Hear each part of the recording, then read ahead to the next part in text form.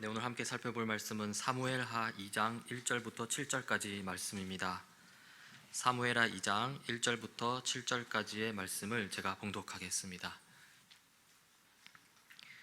그 후에 다윗이 여호와께 여쭈어 아뢰되 내가 유다 한 성읍으로 올라가리이까?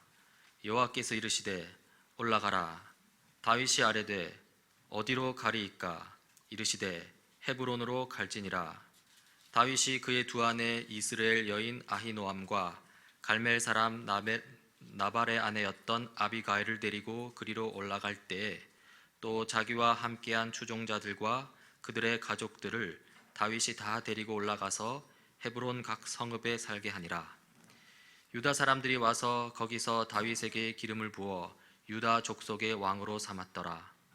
어떤 사람이 다윗에게 말하여 이르되 사울을 장사한 사람은 길르앗 야베스 사람들이니이다 하매 다윗이 길르앗 야베스 사람들에게 전령들을 보내 그들에게 이르되 너희가 너희 주 사울에게 이처럼 은혜를 베풀어 그를 장사하였으니 여호와께 복을 받을지어다. 너희가 이 일을 하였으니 이제 여호와께서 은혜와 진리로 너희에게 베푸시기를 원하고 나도 이 선한 일을 너희에게 갚으리니 이제 너희는 손을 강하게 하고 담대히 할지어다. 너희 주 사울이 죽었고 또 유다 족속이 내게 기름을 부어 그들의 왕으로 삼았음이니라 하니라. 아멘.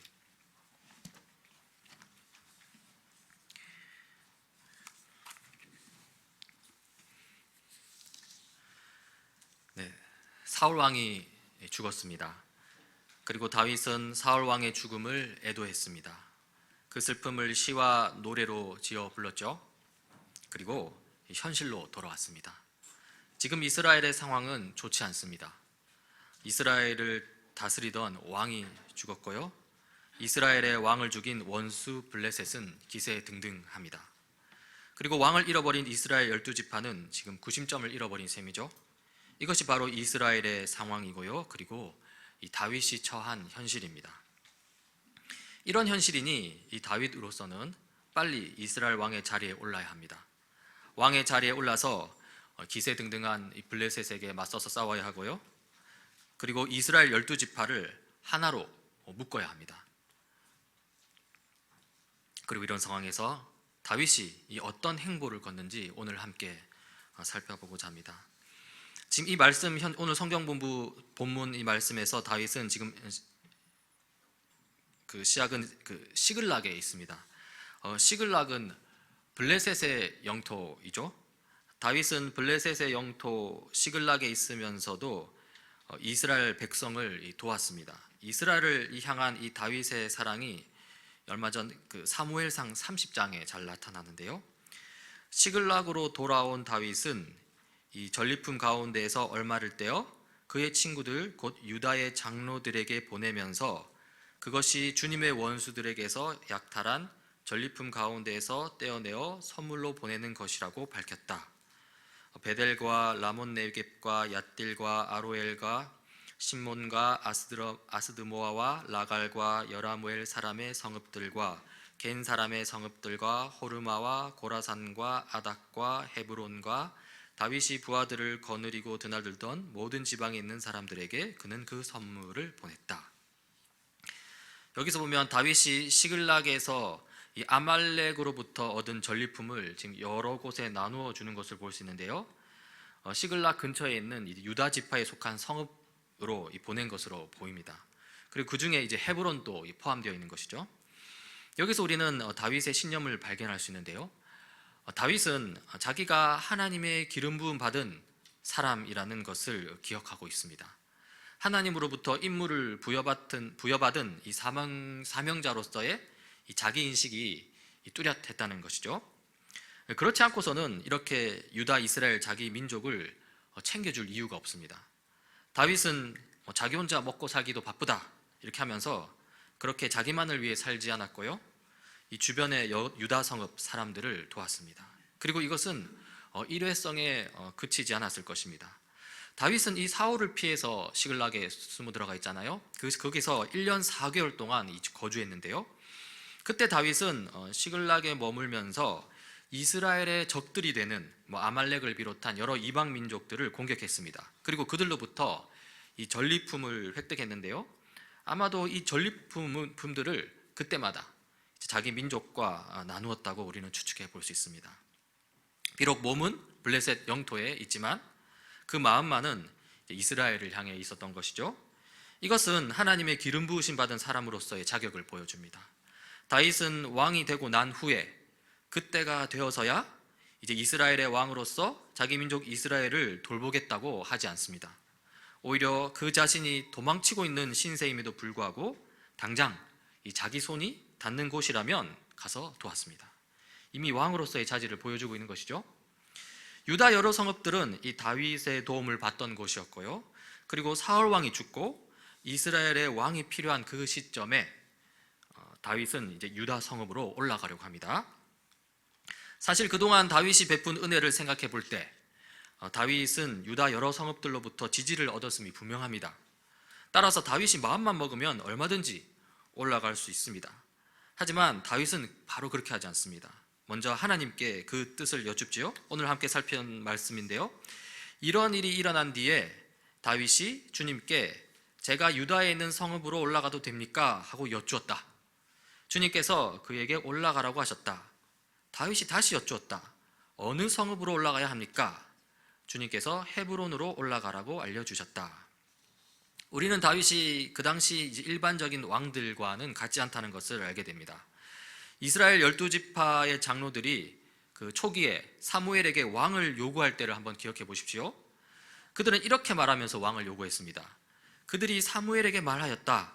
보십시오. 어른께서는 늙으셨고 그러므로 이제 모든 이방 나라들처럼 우리에게 왕을 세워주셔서 왕이 우리를 다스리게 하여 주십시오. 이스라엘의 12지파 지도자들이 왕을 요구했는데요. 그런데 이방 나라들과 같은 왕을 요구했습니다. 이방 나라의 왕들이 어떠합니까? 사무엘이 그 위에 설명했는데요. 지배자의 권력을 가지고서 자기의 뜻대로 자기 마음대로 다스리는 왕입니다. 사울 왕이 그러한 이방 나라의 왕과 같은 길을 걸었고요. 결국 하나님의 버림을 받게 되었습니다. 하지만 다윗은 그렇지 않습니다. 사울 왕의 길, 이방 나라 왕들의 길을 걷지 않습니다. 한번 지금 다윗의 상황과 그 상황에 대처하는 이 다윗의 모습을 한번 보십시오. 다윗은 왕이 되기에 모든 것이 지금 유리한 상황입니다. 사울 왕도 죽었고요.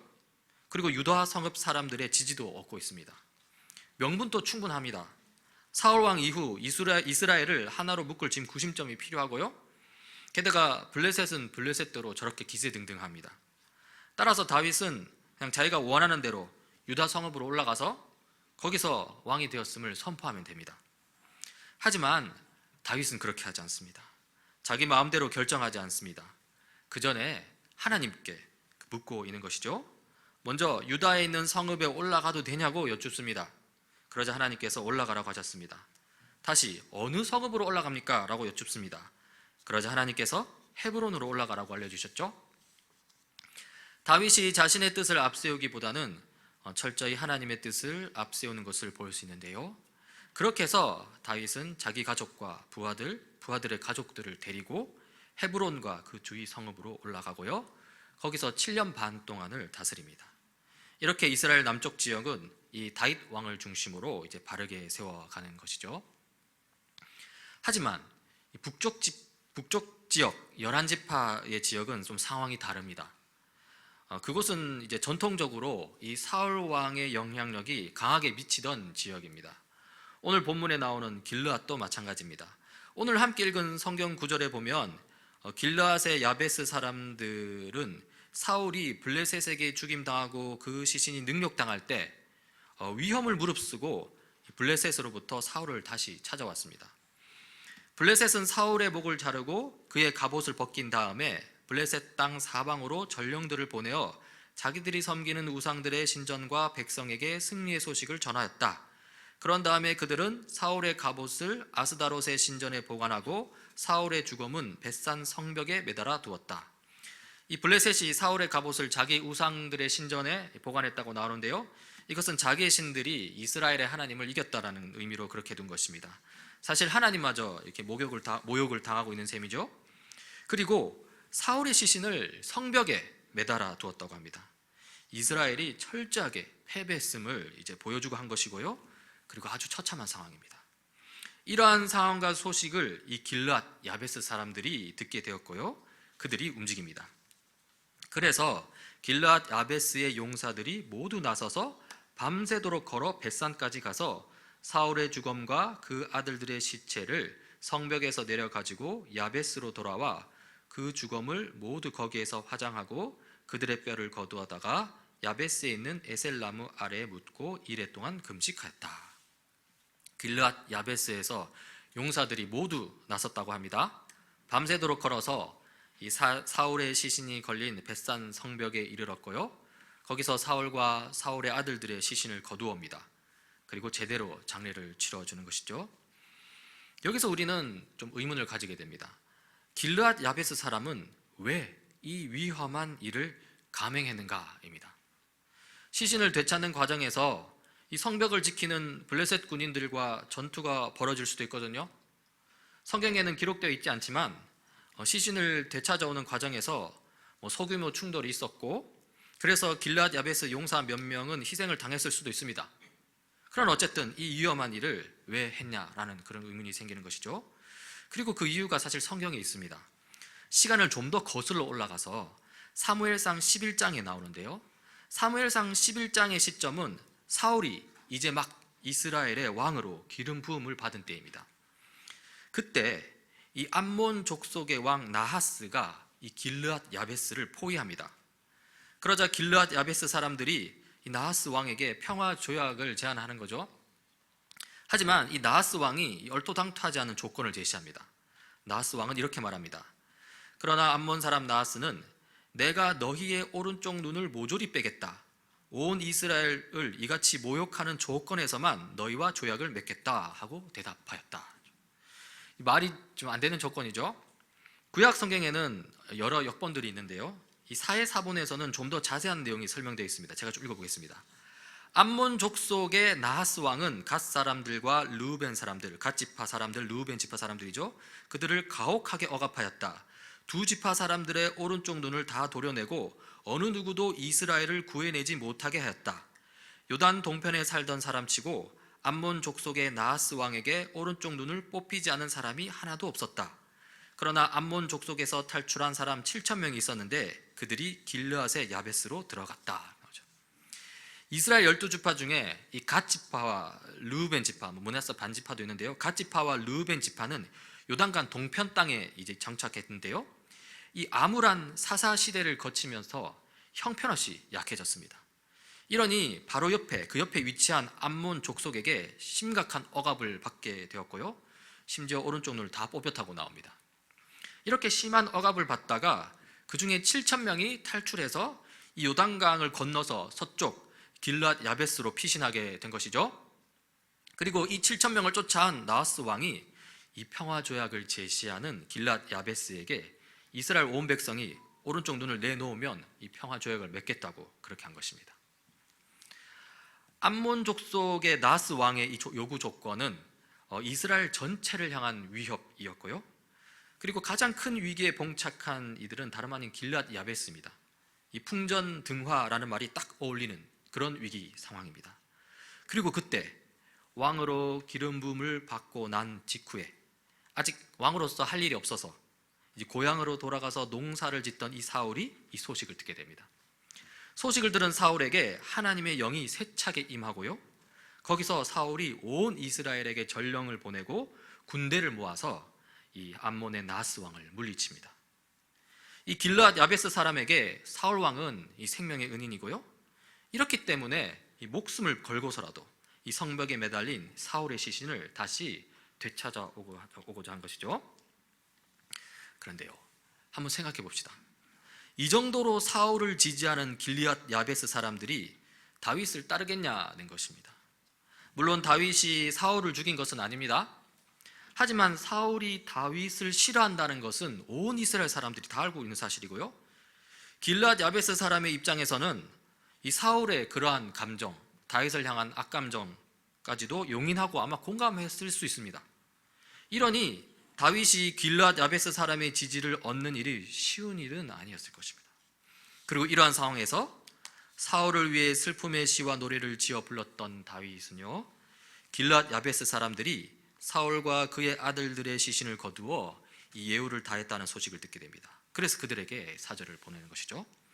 사울을 장사 지낸 사람들이 길르앗의 야베스 사람들이라는 소식이 다윗에게 전해지니 다윗이 길르앗의 야베스 주민에게 사절을 보내어서 그들에게 이와 같이 전하였다. 야베스 주민 여러분이 사울 왕의 장례를 잘 치러서 왕에게 의리를 지켰으니 주님께서 여러분에게 복을 주시기 바랍니다. 여러분이 그러한 일을 하였으니 이제는 주님께서 여러분을 친절과 성실로 대하여 주시기를 바랍니다. 나도 여러분을 잘 대접하겠습니다. 비록 여러분의 왕 사울 임금님은 세상을 떠나셨으나 유다 사람이 나에게 기름을 부어 왕으로 삼았으니 여러분은 이제 낙심하지 말고 용기를 내시기 바랍니다. 다윗의 이러한 모습에 대해서, 대처에 대해서 우리는 어떻게 평가를 내릴 수 있을까요? 두 가지 상반되는 평가가 있을 수 있습니다. 하나는 다윗이 조금 불순한 정치적 의도를 가지고 길르앗 야베스 사람을 대했다는 것입니다. 쉽게 말해서 사울 왕을 향한 이스라엘 11지파의 지지를 자기 자신에게로 돌리기 위해서 마음에도 없는 일을 했다는 것이죠. 하지만 이러한 평가는 성경의 의도를 좀 많이 벗어난 해석입니다. 성경에 따르면 다윗은 사울의 죽음을 진정으로 슬퍼했고요, 그런 맥락에서 큰 위험을 감수하고 사울의 시신을 수습한 이 길르앗 야베스에게 진정으로 고마움을 느끼고 칭찬한 것으로 보는 것이 합당합니다. 물론 그 와중에 정치적인 상황을 고려하지 않았다고 이렇게 고려했다고 충분히 생각할 수도 있습니다. 그러나 그게 꼭 나쁜 것은 아니죠. 어쩌면 부분에서 지혜라고 할 수 있습니다. 아무튼 그 진정성 있는 마음과 그 지혜가 합해서 그런 어떤 모습을 보였다고 볼 수 있는 것이죠. 이 다윗은 하나님의 기름 부음 받은 왕으로서의 인식이 분명한 사람입니다. 하나님 나라를 향한 목적의식이 분명했다는 것이죠. 그래서 자신이 블레셋의 영토 시글락에서 위태위태한 삶을 살 때에도 이 시글락 근처 유다 지파 자기 민족에게 이 전리품으로 획득한 식량 등을 공급했던 것이고요, 그렇게 한 것이죠. 그리고 한번 생각해 보십시오. 만약 다윗이 이방 민족을 습격해서 빼앗은 식량을 자기 민족 이스라엘에게 나누어 준다라는 소식이 시글락의 실제 통치자인 이 블레셋 왕 아기스죠, 블레셋 왕의 귀에 들어간다고 해봅시다. 그러면 그렇게 되면 이 다윗은 블레셋 왕 아기스에게도 쫓기게 되고, 그리고 그 당시 다윗을 죽이려고 쫓아다녔던 사울에게도 쫓기게 되는 셈입니다. 이 진퇴양난에 빠지게 되는 것이죠. 이렇듯 다윗이 블레셋 시글락에 머물면서도 이 자기 민족 이스라엘을 챙긴 것은요, 큰 용기가 필요했던 행동입니다. 이것은 하나님 나라를 상징하는 이스라엘, 그 이스라엘 나라를 향한 이 왕으로서의 사명이 없었다면 행하기 힘든 그런 종류의 일이었습니다. 이렇게 다윗은 이 하나님 나라 이스라엘에 대한 사명감이 가득했고요, 그 사명감 가운데 이스라엘 나라의 왕으로서 기름 부음 받은 자로서 행동했던 것입니다. 그런데요, 저는 오늘 설교할 이 본문을 읽고 좀 묵상하면서 떠나지 않은 생각이 있습니다. 그 되어가는 일이 너무 아기가 잘 맞아떨어진다는 것입니다. 오늘 본문에서는 두 지역이 등장하지요. 헤브론과 길르앗 야베스입니다. 각각의 지역에서 이 다윗이 이 왕권을 세워가는 모습을 볼 수 있는데요, 이 다윗이 과거에 헤브론에게 행한 그 선행이 밑거름이 되어서요, 지금 이 다윗이 헤브론에서 이 유다의 왕이 되었습니다. 다윗은 자기의 부하들과 그들의 온 가족을 데리고 함께 올라가서 헤브론의 여러 성읍에서 살도록 하였다. 유다 사람들이 찾아와서 그곳에서 다윗에게 기름을 부어서 유다 사람의 왕으로 삼았다. 이렇게 된 것이죠. 한편 다윗이 지금 현재 이 길르앗 야베스 사람에게 행한 행동에 대해서 평가하자면요, 결국에는 이 나중에 온 이스라엘 사람들로부터 지지를 받게 되는 시작점이 되었다고 할 수 있는 것이죠. 정말로 나중에 다윗은 온 이스라엘의 왕이 됩니다. 이스라엘의 모든 지파가 헤브론으로 다윗을 찾아가서 말하였다. 우리는 임금님과 한 고륙입니다. 그리하여 이스라엘의 모든 장로가 헤브론으로 왕을 찾아오니 다윗 왕이 헤브론에서 주님 앞으로 나아가 그들과 언약을 세웠다. 그리고 그들은 다윗에게 기름을 부어서 이스라엘의 왕으로 삼았다. 이래서 오늘 우리가 함께 살피고 있는 본문이 너무 아기가 잘 맞아떨어진다는 것입니다. 그냥 다윗이 이스라엘의 왕이 되도록 일이 착착 진행되어 간다는 것이죠. 그리고 저는 이 지점에서 다윗이 쓴 시편 1편이 생각났습니다. 한번 읽어보겠습니다. 복 있는 사람은 악인의 꾀를 따르지 아니하며 죄인의 길에 서지 아니하며 오만한 자의 자리에 앉지 아니하며 오로지 주님의 율법을 즐거워하며 밤낮으로 율법을 묵상하는 사람이다. 그는 시냇가에 심은 나무가 철 따라 열매를 맺으며 그 잎이 시들지 아니함 같으니 하는 일마다 잘 될 것이다. 사실 시편 1편에 나오는 다윗의 시는 그의 삶의 고백이기도 합니다. 다윗은 율법을 따라 살았습니다. 하나님 나라 왕으로서의 사명을 다하고자 했고요. 그래서 이 헤브론에게 선을 행했고 또 길르앗 야베스에게 선을 행했습니다. 그리고 이것이 모두 미끄럼이 되어서 이 다윗을 유다의 왕, 그리고 더 나아가 온 이스라엘의 왕이 되게끔 이끌죠. 결국 핵심은 율법, 하나님의 뜻, 그리고 하나님 나라입니다. 하나님의 백성을 향한 이 하나님의 뜻이 규범의 형태로 나타난 것이 율법이죠. 그리고 그 율법은 하나님 나라의 통치 원리이기도 합니다.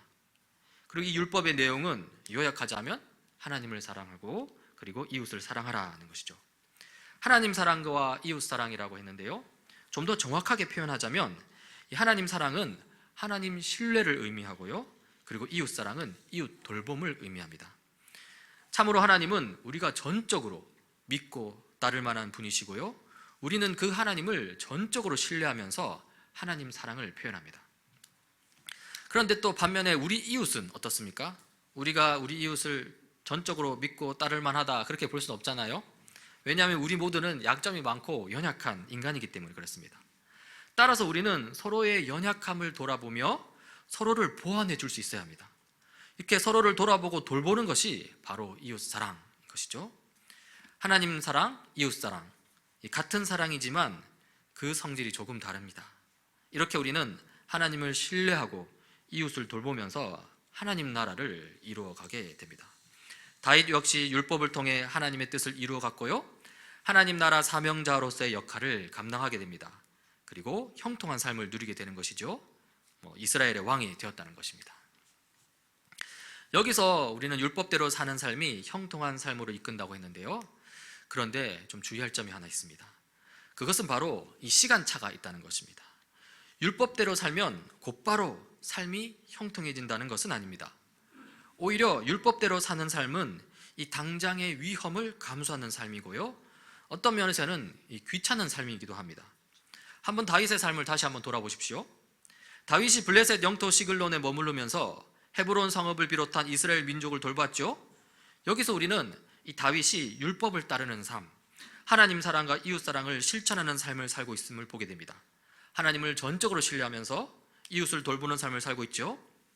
하지만요, 이것은 상당히 위태로운 삶입니다.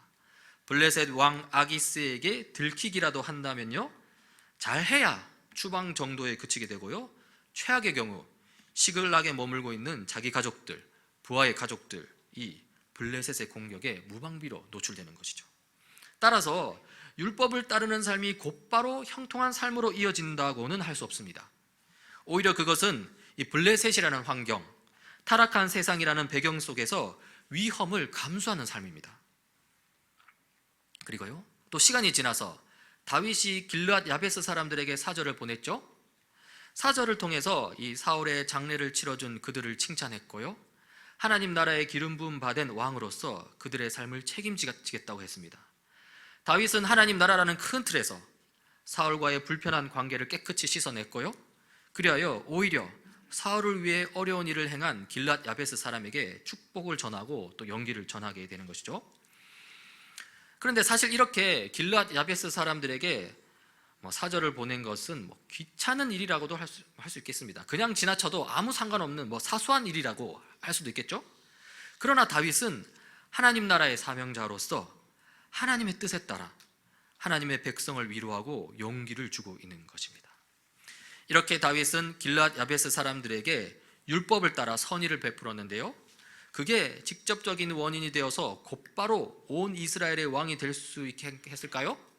그렇지 않습니다. 우리가 앞에서 봤지만 성경 기록에 따르면 7년 6개월이 지난 후에야 다윗은 온 이스라엘의 왕으로 인정받게 됩니다. 이렇게 보면 참으로 쉽지 않은 길을 걸어간 셈이죠. 당장에는 이익이 되지 않는다 하더라도 다윗이 충실하게 하나님의 뜻에 따라 하나님을 신뢰하고 이웃을 돌보는 마음으로 이스라엘 백성을 돌보았을 때는요, 그것이 결국에 밑거름이 되어서 나중에는 그를 이스라엘 하나님 나라의 왕으로 이끄시는 것을 볼 수 있습니다. 율법을 따라 사는 삶과 형통한 삶, 분명히 연관성이 있습니다. 그러면서도 우리는 시간차도 있다는 것을 보게 됩니다. 그리고 우리가 이 시편 1편을 읽을 때 우리가 유의해야 할 점이 아닌가 싶습니다. 오늘날 우리는 예수 그리스도와 함께 이미 임한 하나님 나라를 살고 있죠. 하지만 그와 함께 아직 완성되지 않은 하나님 나라를 바라보며 살고 있습니다. 이미 임한 하나님 나라를 생각할 때 우리는 우리에게 주어진 예수 그리스도 십자가 은혜에 감사하게 됩니다. 그리고 그 은혜에 감사하는 마음으로 기꺼이 하나님의 뜻에 순종하고자 하고요, 그러면서 하나님을 사랑하고 이웃을 사랑하고자 하는 삶, 율법을 따르는 삶을 살고자 하는 게 되는 것이죠. 하지만 또 우리는 아직 완성되지 않은 하나님 나라를 생각할 때 또 우리는 빈틈을 노리고 들어와서는 여전히 우리를 유혹하고 거짓을 퍼뜨리는 이 사탄 마귀의 나쁜 메시지에 고통당하고 있음을 보게 됩니다. 그러면서 완성된 하나님 나라를 더욱더 갈망하게 되는 것이죠.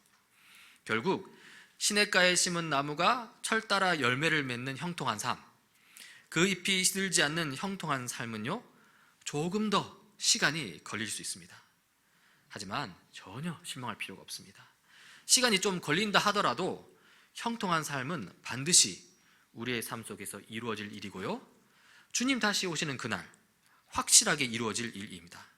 따라서 우리는 소망을 품고 기다리면 됩니다. 지금까지 우리는 이 다윗의 삶을 이 하나님 사랑과 이웃 사람을 중심으로 살펴보았습니다. 헤브론을 중심으로 이스라엘 남부 지역에서 다윗은 하나님을 신뢰하는 마음으로 이 블레셋의 감시 속에서 이스라엘 자기 민족을 돌보았습니다. 다윗은 하나님 나라를 사모하는 마음으로 길르앗 야베스 사람들에게 칭찬으로 격려하고 용기를 북돋았습니다. 실로 다윗은 하나님 나라 사명자로서 하나님 사랑과 이웃 사랑이라는 율법을 따르는 삶을 살았고요, 그리고 그러한 삶이 형통한 삶으로 이어지는 것을 우리는 보았습니다. 물론 시간차는 있었습니다. 하지만 그 인내의 시간은 영광스러운 날을 향해 하루하루 전진했고요, 다윗은 결국 온 이스라엘의 왕에 오르게 됩니다. 오늘날 우리 그리스도인들 또한 예수님의 은혜에 대한 감사로 율법을 따르는 삶을 살면서요, 또 아직 완성되지 않은 하나님 나라 속에서 고통당하고 고난을 당하기도 합니다. 비웃음과 조롱, 소외와 갈등이 있을 수도 있습니다. 하지만 율법을 따르는 그리스도인의 삶은 고통과 고난으로 끝나지 않습니다. 우리 그리스도인은 이 주님의 재림과 함께 임할 그 영광스러운 날을 기다리고 있는 것이죠. 그리고 그 영광스러운 날에 대해서 요한계시록은 다음과 같이 기록합니다. 하나님과 어린 양의 보좌가 도성 안에 있고 그의 종들이 그를 예배하며 하나님의 얼굴을 뵐 것입니다. 그들의 이마에는 그의 이름이 적혀 있고 다시는 밤이 없고 등불이나 햇빛이 필요 없습니다. 그것은 주 하나님께서 그들을 비추시기 때문입니다. 그들은 영원무궁하도록 다스릴 것입니다. 은혜에 대한 이 감사의 마음으로 율법을 따르는 삶을 살면서 지금 당장은 이 고난과 고통을 겪을 수 있습니다. 그러나 예수님이 다시 오시는 그날이 오게 되면요, 우리는 완성된 하나님 나라에서 슬픔도 없고 눈물도 없는 영광이 가득한 샬롬, 평안을 경험하게 될 것입니다. 그리고 거기서도 우리는 여전히 하나님 사랑과 이웃 사랑을 실천하게 되는데요, 당연하겠죠. 하나님 사랑과 이웃 사랑은 하나님 나라의 통치 원리이기 때문에 그렇습니다. 먼저 우리는 하나님의 종으로서 하나님을 예배함으로써 하나님 사랑을 실천하게 될 것입니다. 그리고 우리는 하나님 나라의 작은 왕으로서 온 세계를 다스리는 방식으로 이웃과 세상을 향한 사랑을 실천하게 될 것입니다. 고통과 고난은 일시적이나 하나님 사랑과 이웃 사랑, 하나님의 뜻, 율법은 영원하고요, 하나님 나라 그 영광의 삶도 영원합니다. 현재 이미 임한 하나님 나라가 미래에 완성될 그날, 그 영광의 하나님 나라를 소망하면서 지금 여기서 위험을 감수하고 우리의 나태함과 귀찮음을 물리칠 수 있길 바랍니다.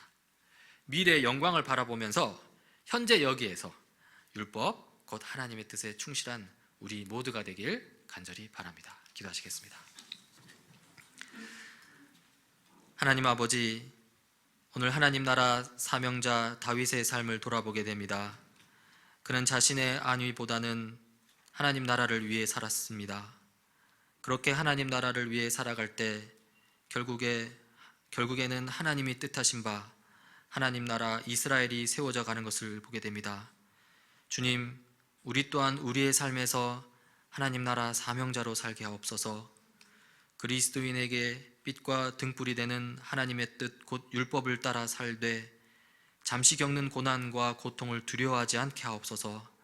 하나님 나라가 완성되는 영광의 날을 바라보며 소망으로 현재의 하나님 나라를 이루어가며 살아가게 하옵소서. 우리의 주님이 되시고 왕이 되신 예수님 이름으로 기도드립니다. 아멘.